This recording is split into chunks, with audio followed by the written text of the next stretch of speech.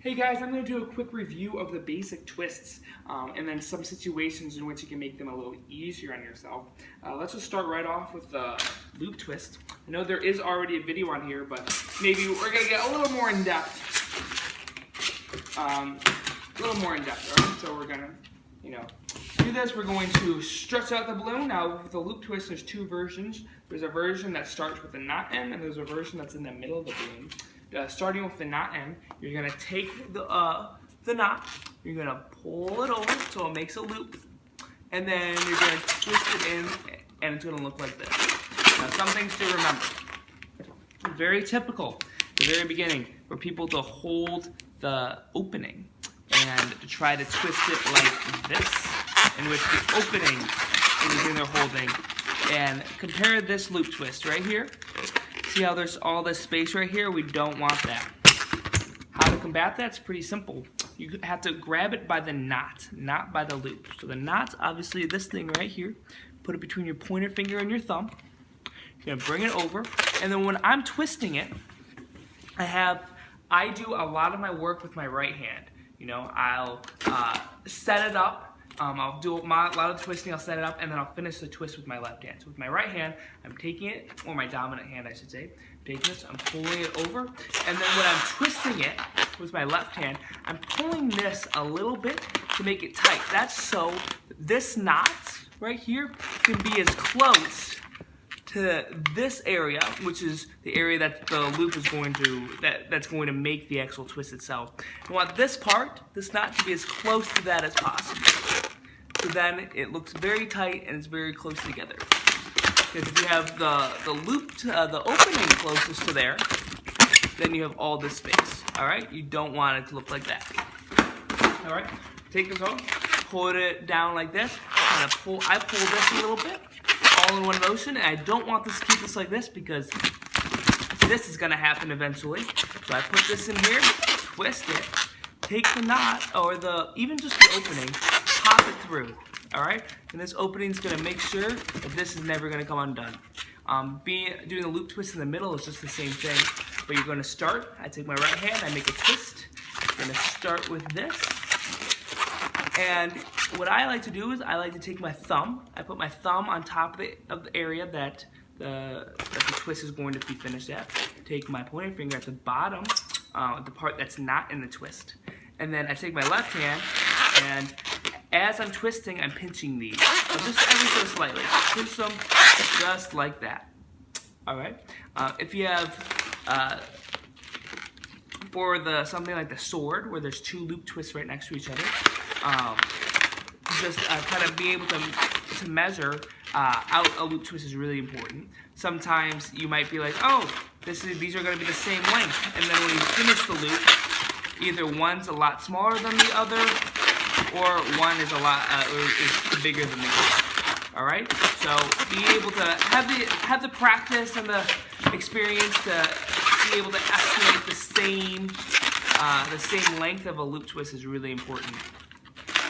Sometimes there's a situation in which you can take the nub end and just finish the twist, but just the same thing as when there's the knot and the opening. You don't want to hold it by the end and put it in there. So this loop twist won't look good when there's all this space. What you want to do is you want to pinch it where where it's blown up. The very last part where it's blown up, pinch it between your forefinger and your thumb, or your pointer finger, your thumb, sorry, and then twist it in there. I would take this area and pop it through and twist, and that would be for the loop twist. All right, let's do the lock twist. Lock twist and loop twist, a lot of people confuse that. Also a random thing, if you ever get a balloon that looks like this, where it's shut together, it doesn't mean it's defaulting. That just means you have to kind of open it up yourself. Take the ends and push them down. It's not that difficult. Just a random thing. Lock twists are the same way. There's pretty much two versions. There's a version that starts with a knot, and there's a version that's in the middle of the balloon. Start with the knot. You make a bubble, however long you want the lock twist to be. A lock twist, you have to think about is it's two bubbles that are locked together. All right? So it's going to look like this. There's two bubbles, and they're locked. All right? They're not the loop. All right, very, very key thing. Like when you're making the dog and when people make the legs as a loop twist, I think that looks bad because it doesn't look like 2 legs. This looks like 2 legs. So you're gonna do the same thing, kind of as the loop twist though. You're going to make a bubble. You're gonna bring it flush. Some people, especially when you're just starting out, like to measure it out because you don't want sometimes you do want the loop twist or the lock twist to be uneven. If you want to make it like a beak, have a longer beak and then a shorter, have that little curve, it'll look like this. But most of the time you're not gonna want it like that. You know, when you're doing the dog on the leash and you're doing the nose, you don't want it to look like this. You want it to look even. So I'm able to kind of just do like this where you have it the same length. I take this in my right hand and kind of the same thing. I kind of pull this slightly so it's taut enough so when I twist it, they're going to be the same length, all right? You don't want to do it with the opening, all right? In the middle of the balloon, same thing, just make a bubble. I'm setting it all up with my left hand. I make a bubble like this. I bring it down, I bring my thumb where the loop is going to be finished, and I put my pointer finger where the loop isn't finished yet. And then I twist it, and I kind of pinch them together, just like this. These are locked in, all right? Remember at the knot end, you probably should take the opening and pop it through and twist it once. Then this thing won't come undone, all right? That's how you do the lock twist, all right? And then a pinch twist. Pinch twist is probably the most difficult basic one. There's some other more complicated loops that you won't have to worry about for a while. But for a pinch twist, to start at the knot end, you're going to make a bubble. Remember, I consider this about a small bubble, as large as it is wide. You want to do pinch twist with a small bubble, usually, like 90% of the time.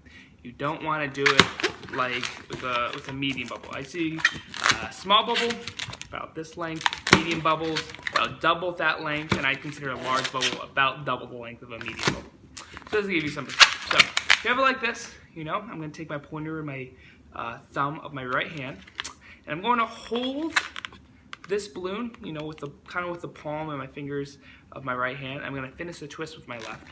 I kind of do the thing where I'll pull this. I'll be pulling this ever so slightly. So remember, you want this knot to be as close to the center as possible. So a lot of people's pinch twist. A lot of people's pinch twist end up looking pretty bad when you do it like this. All right, you see how that looks a little off to the side, the under part? You don't want it like that. You want to be able to do a small bubble, pull this to the side, and then twist it. And so it looks more well-rounded, and then the knot is at the bottom. Sometimes you are able to put you do a pinch twist, you sometimes are able to pinch this through the middle. Most of the time, though, you don't do that. Another thing is, when you do double pinch twist, so think about the diamond sword, you're going to make a pinch twist, and then you're going to do a second one, right? And then what I do for pinch twists that are right next to each other, I'll make a bubble the same size, and then I'll make the pinch twist just like that. But suppose there's a loop twist, I have a pinch twist. I'll make one pinch twist. This is when it doesn't start at the knot end. I'll make one pinch twist, and when I make the second one, just like this, I hold this off my right hand, and I'll just twist both of these together, both of these bubbles together, just like this. I can roll it to split the middle, just like this. Looks like something's popping, which is totally fine. Pinch twists are the most likely thing to pop, to give you perspective, but it can look like this. So, kind of review. Pinch twist in the middle is just the same thing as I just showed you. You make a small bubble, you hold it both with your right hand, pull up a little bit. These balloons take a lot, so yanky it and twisty it all in one motion usually doesn't pop it. Obviously, sometimes balloons will, but just like that, all right? And then a double pinch twist. I'll make a bubble, and then I'll twist both of them. I'll take these 3 fingers, and I'll just twist both of them together, just like this. But you also don't want to pinch twist to be sticking out like this. This pinch twist up here isn't really connected to this part. So what I do in that situation is I twist both this part and the pinch twist around like this. And now they're both more connected to each other. All right? That's essentially how you do the basic knots. All right? Let me know if you have any questions. Those are the building blocks of balloons, so you do need to learn those. Super duper crucial.